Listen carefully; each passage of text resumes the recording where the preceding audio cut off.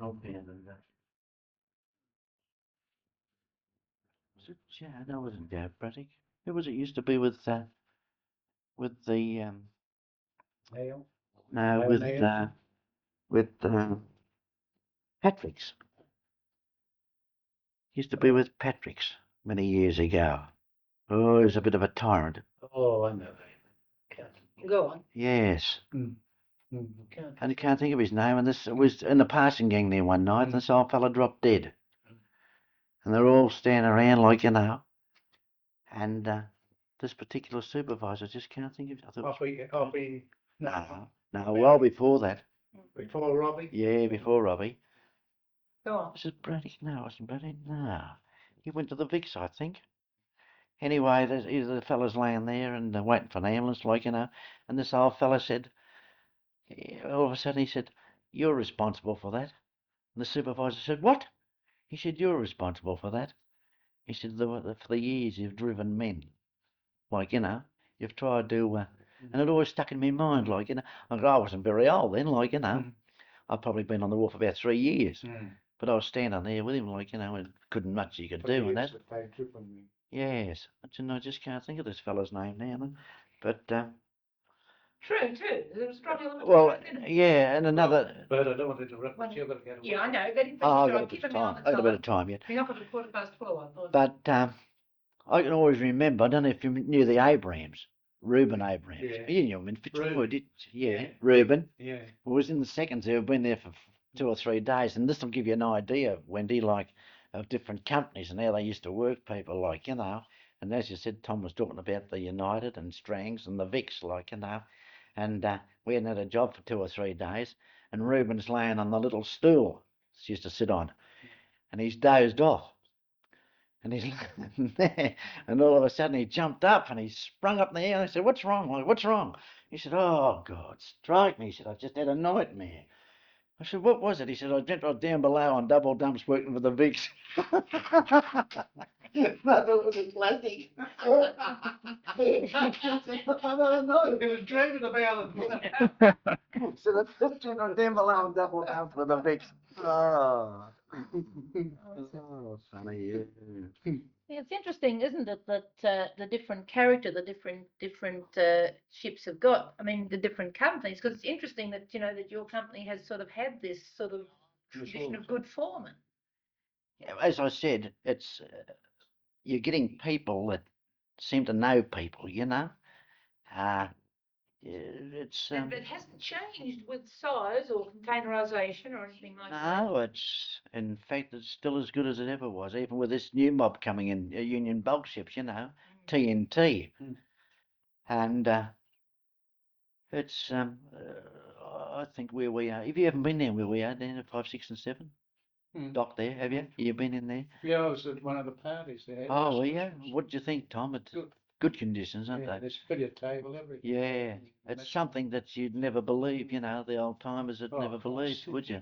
From eating sitting on the cargo eating your lunch to that. Yeah, and then you see the old fellas even coming in now that are coming down on the red boards, and they come in and I say to them, mate, these fellas welcome when they come in here because these are the men that contributed towards the conditions you got today, and it's true. Because these are fellas, I mean, they've put in a lot, they've lost a lot of time in that, but they've never made the sacrifices that the fellas, what I mean, in the war years and uh, uh, before the war. Now, even the second preference at a time was the most militant body on the waterfront. There was no question about that because those fellas had come in from the Depression, which the others had been through there, but they got a little bit of something, the old members. But these fellas had nothing. And I'll tell you, that's where a lot of it stemmed from. They wouldn't be stood over, and they wouldn't do the wrong thing. So we've got an interesting story on tape about Tom. And those slave ships were 400-500 ton and under. Yeah, that's right. We decided one Monday morning, the 2nd, so we stopped the bloody jobs. They pick up about 400 or 500 men. You know how they used to all come in from Tassie, all those Olive boats that wanting oil and all. Yeah.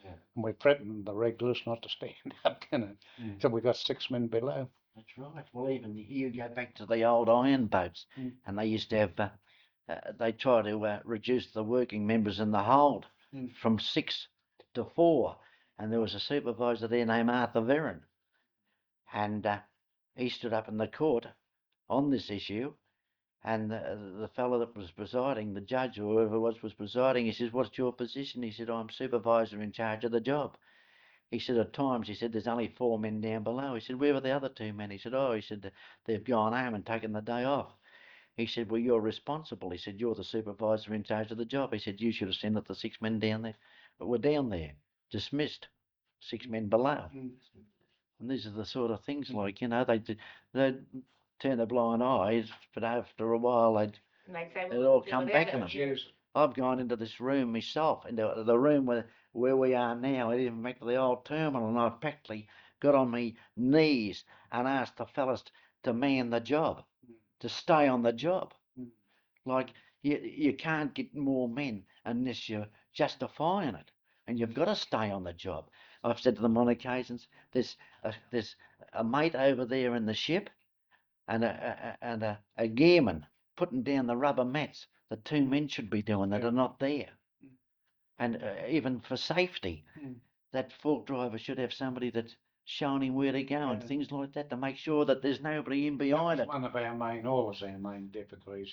Oh, Tom. I remember one occasion I was hammering for another man on a job, and 2 walked up the coming about 1:45, walking up back from lunch, and the supervisor said to me, "You want another man on the job? Looks as if you want 3, Tom."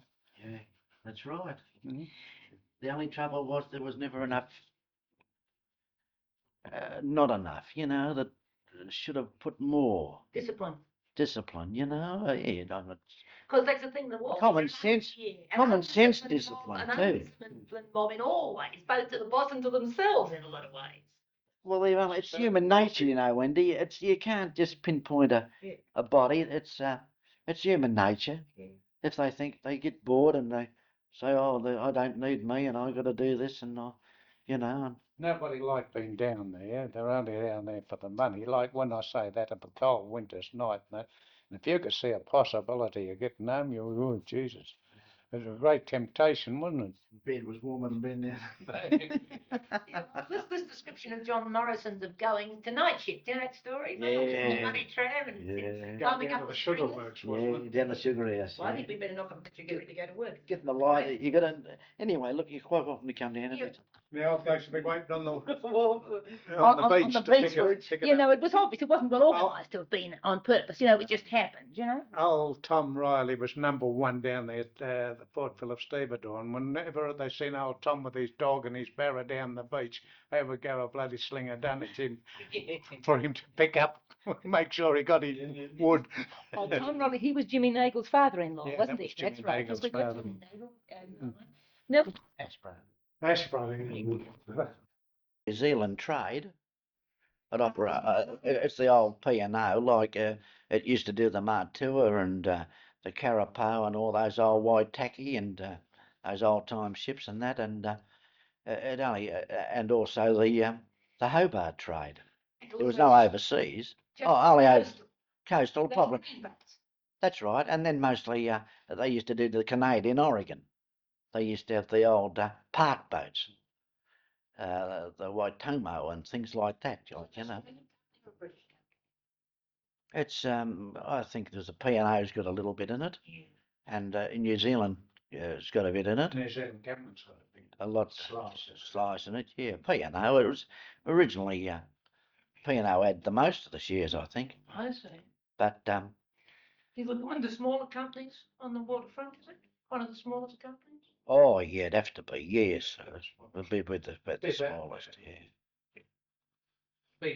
Be ahead of Hollywood when they were. Oh yes, Holloman's and just ahead of Hollywood. Be just about next to Hollywood. That's second right. lowest on the list as far as size of company. But under the name of Union Company, I think they lived up to it. Even the superintendents and that old Captain Buckingham and Les English. They wouldn't sack a man. They did. They were good men. Oh. Straw too. Yes. I was there. Yeah. The war, over there at Holloman's, when there was a shortage of labour, the police used to make up a gang. Yeah. They used to work the night shift. And feed the cargo. And that's right. Chapter called £5 a week and half the cargo. Yeah. We're experts on that. We got backlinks on that one. Oh, Jimmy. But the funniest part about that, they say it was after cargo. If if the stuff that they attributed to going off the waterfront was taken by waterside workers, they'd want a Gladstone bag about 30, be 40.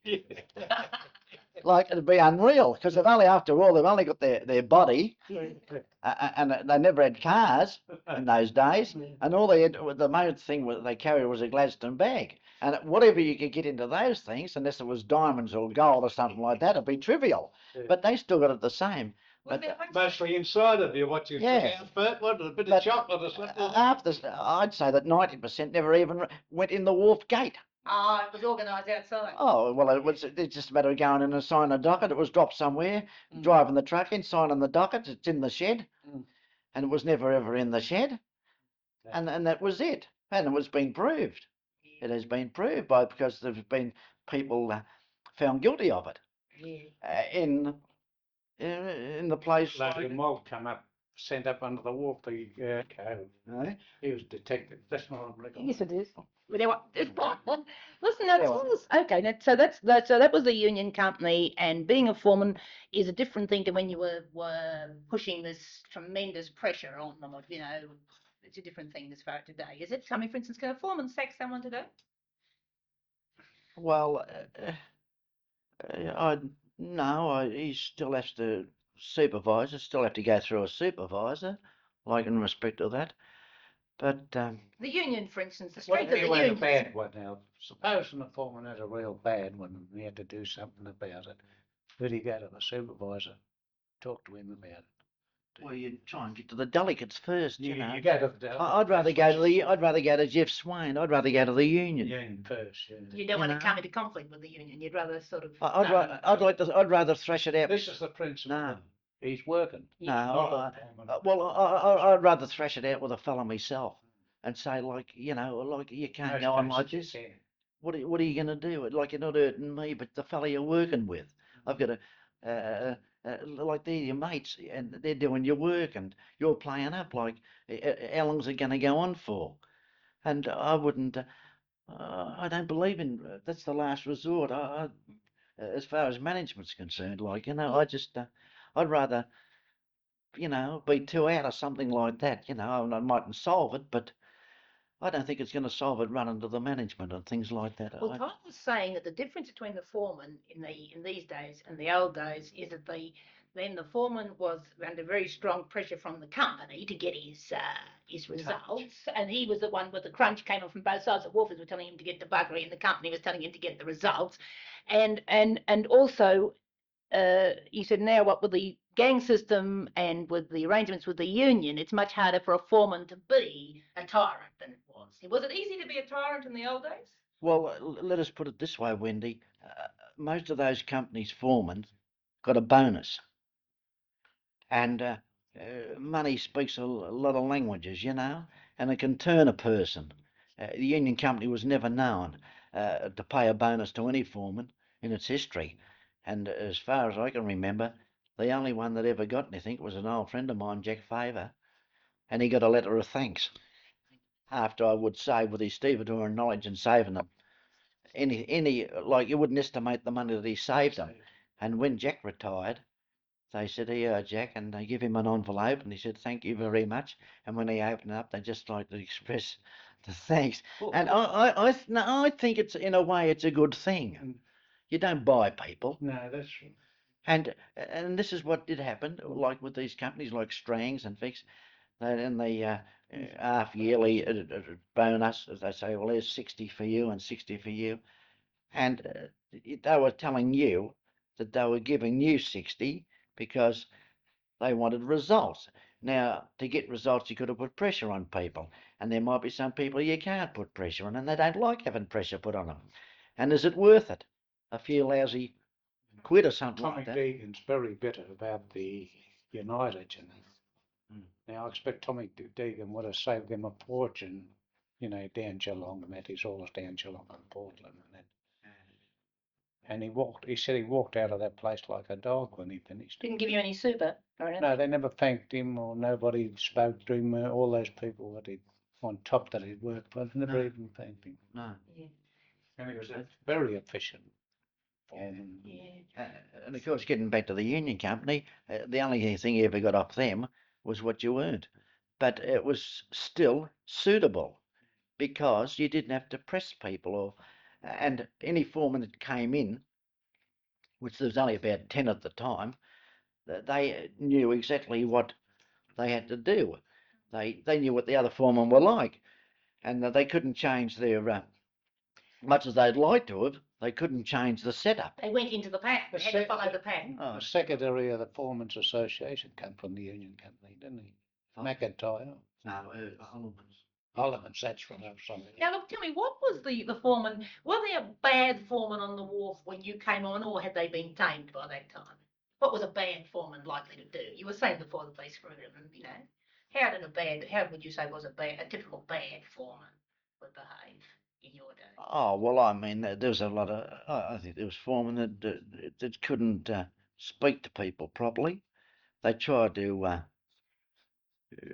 get gangs to do too much.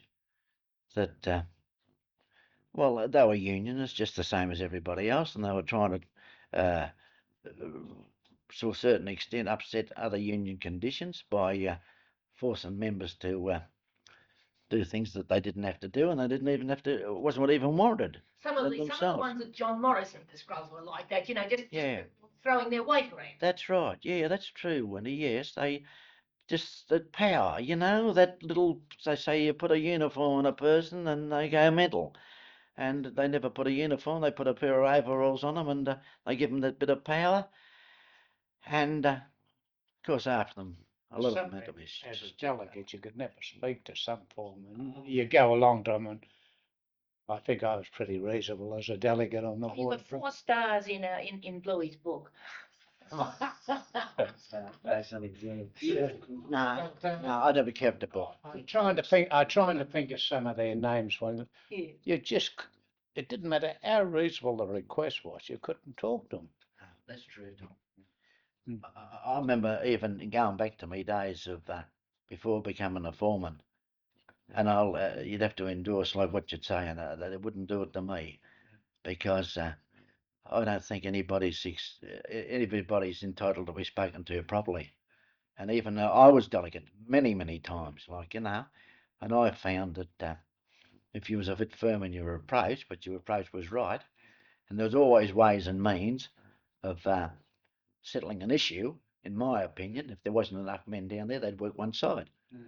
They probably, yeah, well, you'd always solve it. It's only things like that, and